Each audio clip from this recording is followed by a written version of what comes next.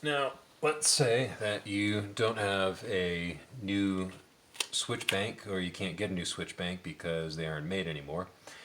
What you're going to do is take your old one. You're going to remove these Torx number 8 fasteners from the back. The trick in getting this disassembled, you're going to leave this and this on. This switch rocker plate, you're going to need to pop off. And the way that I did that, this is basically the usual snap clip deal, and you're trying to pull this off without breaking the snap clips. Pry that, and eventually you will be able to pop it off, but I had to pry fairly hard on this, and I thought I was going to snap something. I was willing to pry that hard because there are several used and a couple of new units available on eBay right now. With some care, you will be able to pry this off. I think that you will be best served by working on this axis, but I did it working on this axis. I think you'll want to use that long axis to your advantage. There are 3 clips around the perimeter. You can release those and peel the circuit board back. And so these are the switches. So for the backrest, that's the switch that has a flaky contact in it. Alright, so I've just put some eyewear on because I'm pushing on this, and there's a bit of spring tension there, and I don't care to get a surprise in the face. Something springs back at me. I don't think that's going to happen here, but I don't care to invite any more trouble than I need to. It's close, but the usual technique that I like to do for these kind of things, you can push them up, you can slip the tab of a zip tab right there to keep it in a position where it won't engage with the catch. That's not going to happen here. There's just way too much tension for that here. Plan B. One X-Acto knife. We're going to just make a bunch of light passes and just cut the catch off the top. Yeah, I got through a little bit of it there. Obviously, it is a pretty good opportunity to slice fingers here, so be very careful.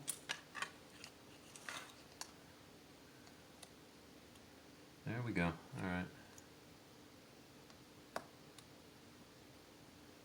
Slowly working the edge off, so that should just slide back now. Not too much trouble. Get a little pry tool here. Which one do I want to use? Yeah, we'll use you. Yeah. Alright, so now that is ready to release. We'll do the same to the other side. We'll just make lots of light passes with our X-Acto knife. Wow, that is really snagged in there. I'm going to try a different tool. Alright. Alright, so with the aid of a bigger screwdriver, I was able to pop this off. Oh, wow. Yeah, so you guys, you'll need to be really careful. I almost screwed this up beyond repair. So that rocking action, it if you break these tabs off, this switch is captive here and here. Now mine is still captive. Not a lot of material left at this point. Your bistable flexure there.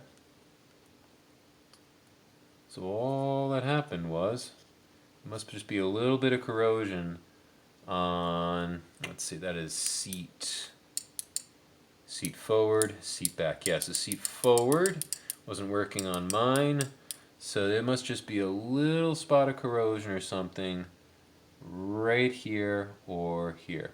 These contacts are bigger than I thought I would find. Just looking at the assembly here. Yeah, so when you are doing yours, if you're really going to need to make sure that you don't snap this one like I did. I don't have a lot of material left and would not want to be relying on that part. If anything, you might just need to consider cannibalizing this part off of a passenger seat unit, because it will be identical. You'll have to desolder at these points here and solder in the new switch, getting the orientation correct, and it's indexed, so you won't make a mistake there most likely. But you might need to consider cannibalizing the entire assembly off of the passenger side if you lose your driver's side switch. That is another option, but you'll need to be fairly careful to get that desoldering job done, because these are massive copper pads here which will wick away any heat from a heat gun. That will be tricky. I wouldn't envy that. So, off of screen I have my multimeter set up on continuity mode.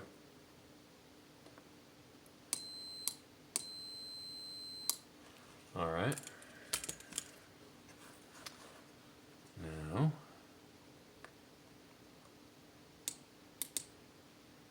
I'm really there. Yeah, it's very intermittent.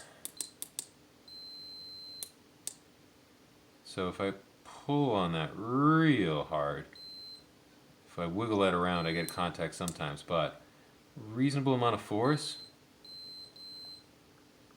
not so much. So there's definitely a spot of corrosion on there. I can't see it at this angle. We know it's there. So let's try burnishing it with a sheet of paper.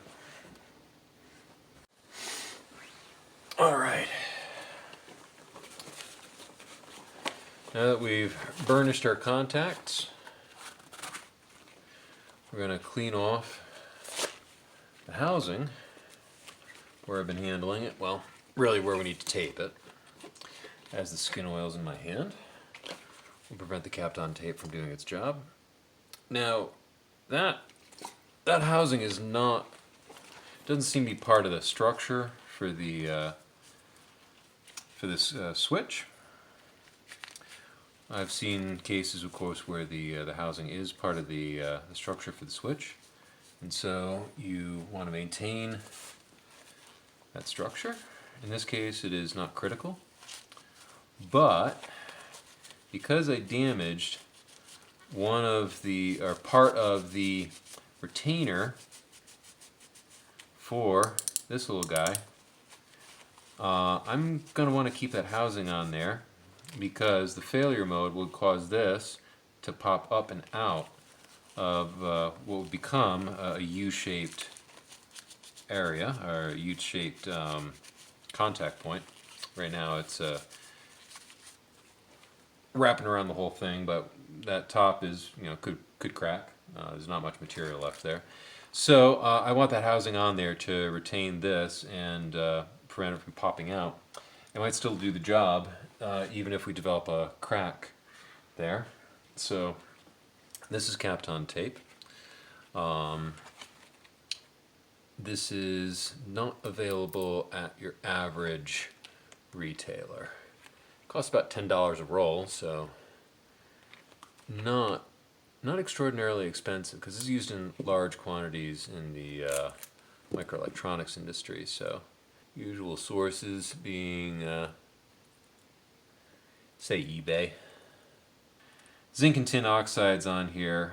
You don't get good contact with your probe, so you gotta really use those tips to get past that oxide, and yeah, that switch is good. I don't want to probe the inside of these connectors because you can bend the pins such that they won't make good solid contact with the mating connector upon reassembly. The Ford manual actually calls that out as a warning to not jam your probe tips in here, and I made that mistake once on a completely different system, and that is a mistake I will make only once.